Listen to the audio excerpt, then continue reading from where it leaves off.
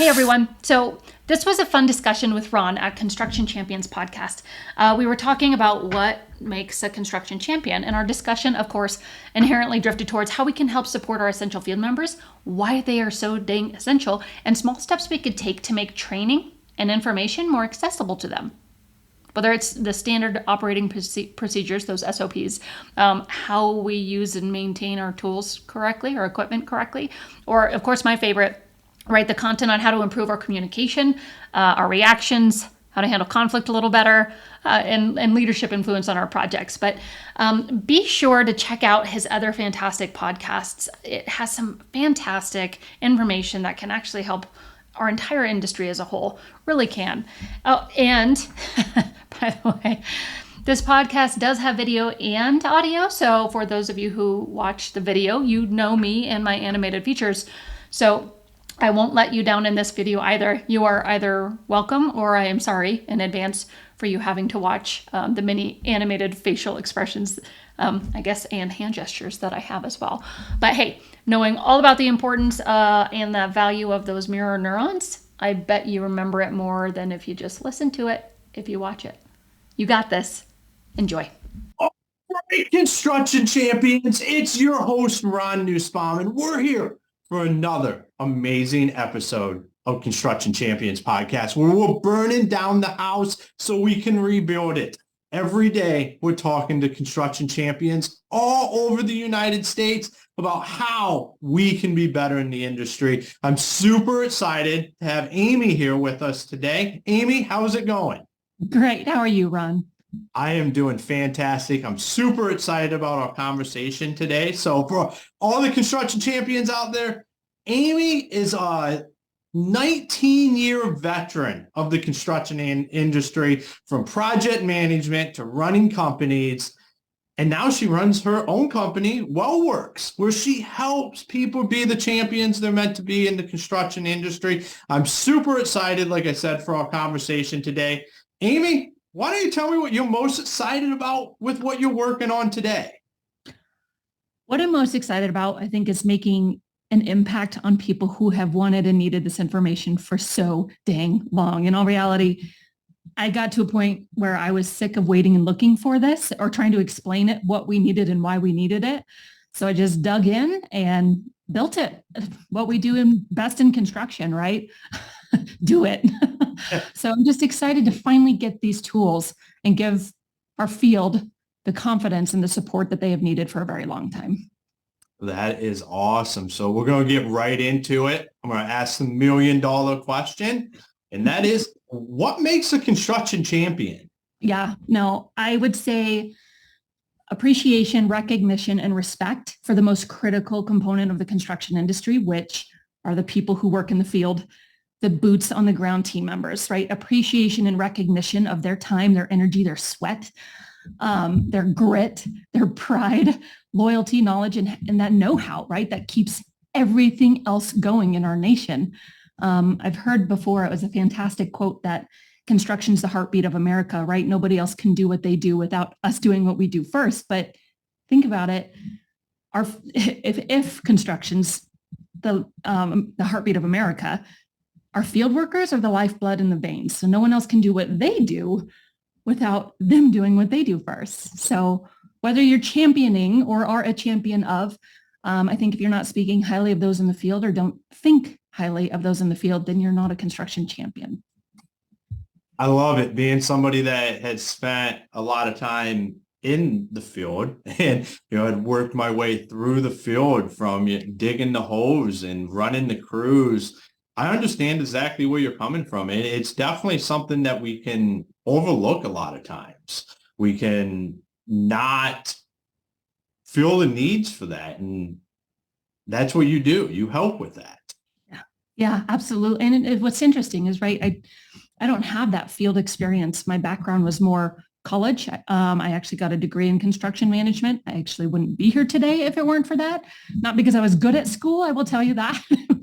It was because I thought I had to go to college and I've heard about construction, right? But working alongside the field, getting out to the field as often as possible. Of course, I thought I was very important coming out of college as a project manager, right? But I realized I was important, but I wasn't critical. And the realization throughout my career is that the field is who's critical to a project's success, a company's success, the industry's success.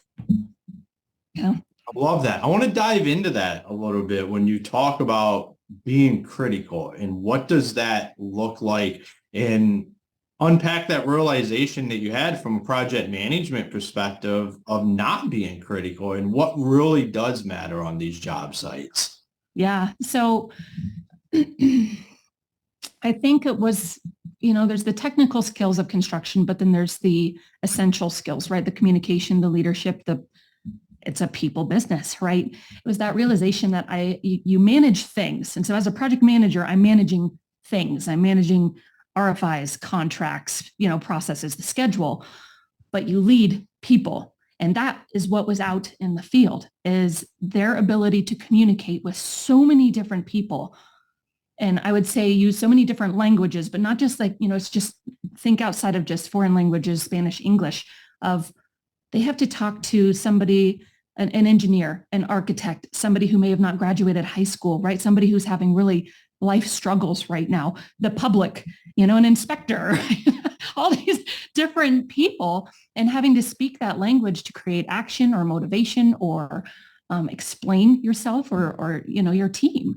And so while I'm sitting there as a project manager, I can write an email and sit on it for 2 hours and think about, is this going to come over the right way, right? They don't have that opportunity. It's quick and it's immediate.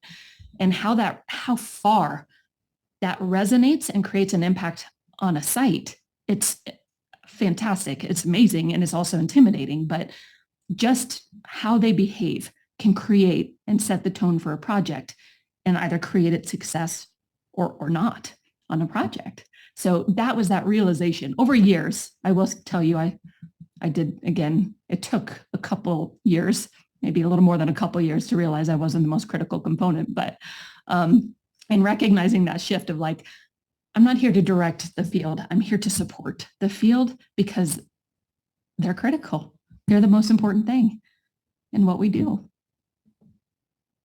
That's 100% true, because without guys out in the field, women out in the field doing the work, finishing the projects, none of this happens. No. That heartbeat never takes shape.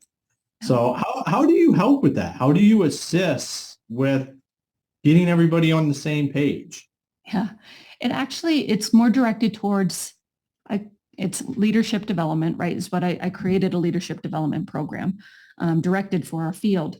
And it's really geared towards the leaders of the field, but not leader's not just a title, right? It's the inherent leader, the servant leader.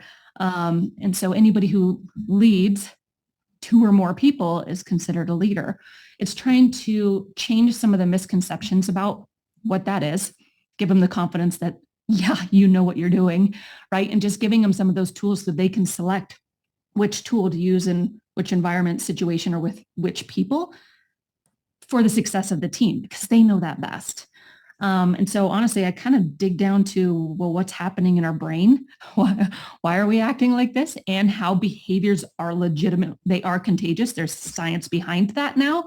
All of us had that gut instinct, right? Just, yeah, behaviors are contagious. Bad moods are contagious, right? And there's like, well, yeah, I've seen it before, but I kind of give some backup and some research behind it of explaining why, and then how to be more intentional about that so that whatever you're trying to communicate, your nonverbal communication, inherent, unintentional, nonverbal communications consistent with that so that you could be a lot more effective, intentional, and successful in those conversations and motivating others to get something done, right? That's all we're trying to do is motivate others to do something. Mm-hmm. Absolutely. So I used to find like the guys in the field, they want that. Like they're hungry for some kind of development, some kind of like, I think there can be a feeling like those guys just want to do that. Like that's just what they want to do. It's all good. That's what they want to do. We'll let them out there doing it. But I found like that's not really the case. And a lot of future leaders can come from that if you invest in it. Is that what you're finding out there? And what's that look like? Massively. And honestly, more than I thought. When I started the company, I was like, they're not going to want training or they may not want this information, but they're so dang smart. Of course they want to improve or they want to be more effective or efficient or just well-being, right? Better well-being of themselves and for their teams. They want what's best for their teams. And so they absolutely are hungry for that. And that's exactly some of the conversations I had with my superintendents back in project management when we talk about communication or leadership. Some of the guys would say, Amy, I don't have a college degree. I never got that. I'm sitting here like, I didn't get that either from my college degree. I don't know any of this either.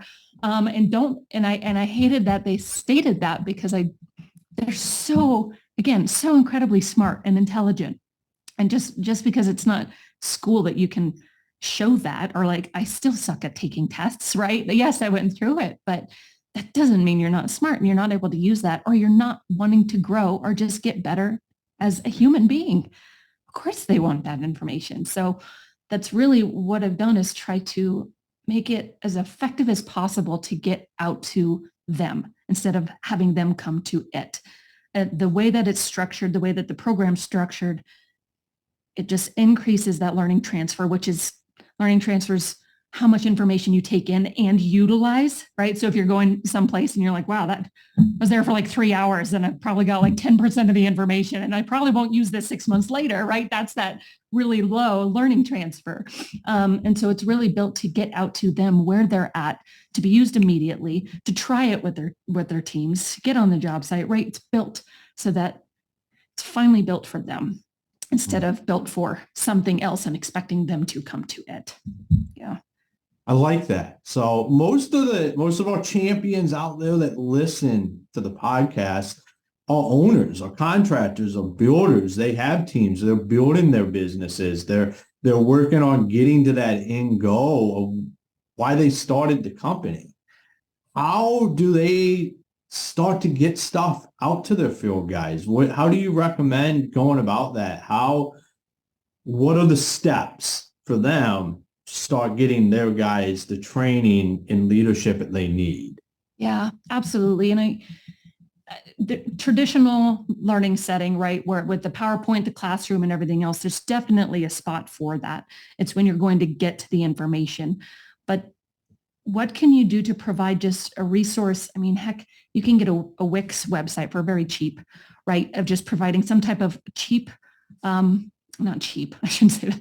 Don't give them cheap shit, okay?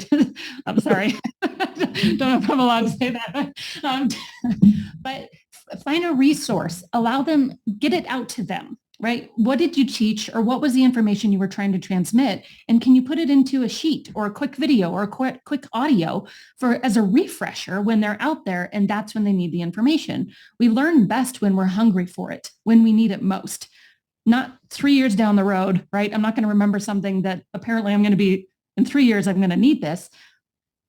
You've got challenges, you've got situations, you've got different tasks that you do every day. And that's what you need most. That's what your brain's going to retain most. So can you just give them a piece of paper? What can you provide them and get out to them as just refreshers, reminders, tools, so that they have access to that when they need it. If it's a QR code on how to maintain or use a tool, right? On the tool, right? It's just, it's thinking of those things, of just legitimately put yourself in their shoes and truly listen to them of why they can't get something or what they need. And it starts to become apparent. It doesn't have to be a massive training program, right? It doesn't have to be all encompassing. Just bit by bit, like how to write this or how to maybe do this little small task. Otherwise, they're going to look it up on YouTube and Google and get information that way anyway. So, if you can be more, if you're the expert in that, then provide that information in just little snippets, micro learning chunks. I love that, because I think back on writing operations and systems manuals and how we're going to do this and how we do this. And you take all this knowledge and you start putting it in somewhere, and it becomes way overwhelming for anybody. All I was trying to do is take what's in my head, what's in my field supervisors' heads, and get it all in one place. So this is how we do it. And what you're talking about doing is not just doing that, but then saying, here's this section and making it easily accessible. Like on those sheets, like on job closeout sheets, as easy as having a QR code on there that takes you to a video or an easy checklist for just that. So like this is how we do it. And you don't have to go through a 100-page book on how we run this company from start to finish, how we do a job. And I think all too often we get we think about it at such a grand scale. And I wish I would have had like this. To me, that's amazing, because we got guys out there building companies that are putting the systems in place and they're trying to get them implemented. And a lot of stuff can get lost because it's so much. Yes. Yeah. We had an 800-page project manager manual. I wound up, when I switched to the director of training and outreach in that company, I wound up whittling it down to about 108 pages with a lot of external links, but still, like, when you need to look up something, are you going to read a 108-page manual to find it? No, you're going to go directly to the section that you need. Right? So whatever you can provide, if it's, explanation of one of your top employees who knows how to do that really well, right? If it's even just an audio clip, or if it's a quick video of a how-to for 3 minutes, a 3-minute or a 30-second video, right? That's going to go over a lot better than just, well, I don't even know where my manual is. I think it's back in the trailer, but I'm out here, right? And so it's making it, we've got our phones, like use it for that. Use it as a tool that it's intended to be, not a crutch or a weapon, but a tool, right? Yeah, I think we put all this time into creating these operations manuals and all of this stuff with the best interest of everybody. This is going to simplify everything. It's going to make everything so much easier, but that all ends up getting lost because the impractical, that's not a word I can't even pronounce, but it's just not practical to implement. Like when you're like, oh, here we go, boom, you're the foreman out here. Here's your foreman manual. This is how you're going to do everything. And not only are they already overwhelmed because it's probably day one or week one of being a foreman on the job site, or even a crew guy. We have all these trainings and how we onboard new hires. And it's going to be, like you said, about what do you retain and what do you don't, but setting them up in a position where I love the QR codes. I hate to just keep going back to that, but I can just see it where you just have QR codes pop like on just stuff like here or here, even on some of these forms, like job starting form, mid-job form, closeout forms, or even with your materials or safety knowledge or how to operate stuff and maintain stuff. And it just becomes this easy thing that everybody knows. Let me just scan this real quick. And I love getting other employees involved in doing some of these videos because, I used to always say, especially to my field supervisors and managers and stuff, is like the last thing anybody wants to hear is Ron Nussbaum talk anymore. Like, so getting away to where you don't have to do that is amazing. I think you're really on to something that's magical here. It's on the job. There is on the job training, but it's also like just in time training. There's it's rethinking what training is, right? Because most of it's like training, like I have to go do this, right? But what if we did like training as a reward of just like, I get to learn this now because I've gotten to that level, right? Or again, it's just providing those resources. Just we think about ourselves in that space when we're writing out this thing, but most of us are non-traditional learners, right? We were the ones who were jumping up and down because we had too much energy in the classroom. The teacher sitting there yelling at us, sit down, like slow down, all this, like, no, this is how I learn. This is my strength. This is what I do, right?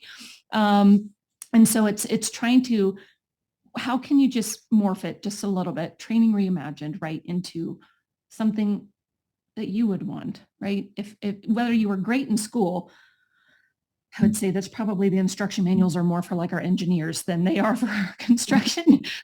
Who reads the instruction manual on a piece of equipment before they hop? They're like, well, I'm just going to learn and write, and it's failure and trial and error and everything else. So why don't we build training like that so that it just accommodates, like when you're like, well, crap, now I'm in this position. thanks, QR code. How do I get out of this position, right? What just happened? Why is this thing still beeping at me, right? It's just providing resources. Provide resources instead of the traditional long trainings that we typically have. Yeah. I think that's an amazing way to sum that up, is to provide resources, not just provide training to provide training, because that's what happens is we feel like we need to do these trainings. We need to do this stuff. I think high level overviews and having some kind of follow-up way for people to be able to continue to understand, because that's really what people want. You want to know, here's the 1, 2s, and 3s. Now go be great at what you do. Yeah. Yeah. There was somebody, it was fantastic. He got it from his superintendent and shared it with me. And I'm sure everybody's heard of it, right? But 2 + 2 is 4, but so is 3 + 1. As long as they're getting to 4, right? Does it matter how they get there? We've got to let go of some of that sometimes, of just, it's not exactly how we would have done it. And yes, they may have failed. Well, fantastic. They just learned something. But did they get to the end goal? Do we know what the end goal is? And have we communicated that, right? Be more focused on that, because that's what our energy needs to be focused on, more so than making sure that they're stepping in every one of our footsteps along the way. Absolutely. 100% agree. Amy, it has been fantastic having you on the episode here today. Why don't you tell everybody where they can find you if they wanted to reach out or wanted to follow you and connect with you? Where's the best places to do that? Yeah, absolutely. So my website, it's actually livingwellworks.org, but my company's name is WellWorks, not Living Well Works. That and LinkedIn. I don't really have much social media elsewhere, but the LinkedIn is where I'm very active, and I love hearing and seeing all the different posts from different construction sites and the topping out and all of those things. So LinkedIn for sure, Amy Powell, or the WellWorks, and then livingwellworks.org.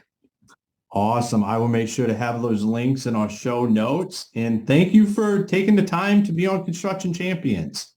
Thanks for what you do. Appreciate it, and I love it. Awesome. All right, Construction Champions. That's the end of another fantastic episode where we really touched on Training 101 and implementation of that training. And what does that look like? You know, all too often we can become so overwhelmed with what does the systems and processes look like? Because that's what we're told. As you build a business, you have to put the systems and processes in place for it to be great. But we lose track of how does that information actually make it to the field. A golden nugget in this episode for me is the QR codes.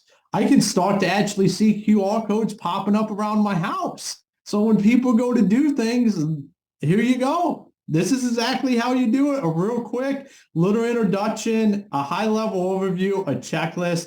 I think something like that completely starts to change the game, not just for you and your company, but for the guys out in the field that know, hey, you gave them a high-level overview. You trust them to go do the job. They know exactly what they're supposed to do, but you're also giving them that little cheat code. If something does happen or they forget, something that they can quickly go to make them the champion for your customers at the end of the day. And that's what we want. So Construction Champions, make sure you go to constructionchampionspodcast.com. Check out our partners and our sponsors. Go over to Facebook and get involved with the Construction Champions Mastermind Group, where we're bringing together listeners and guests in one place where we can be champions together. So until next time, go be the champion you were meant to be.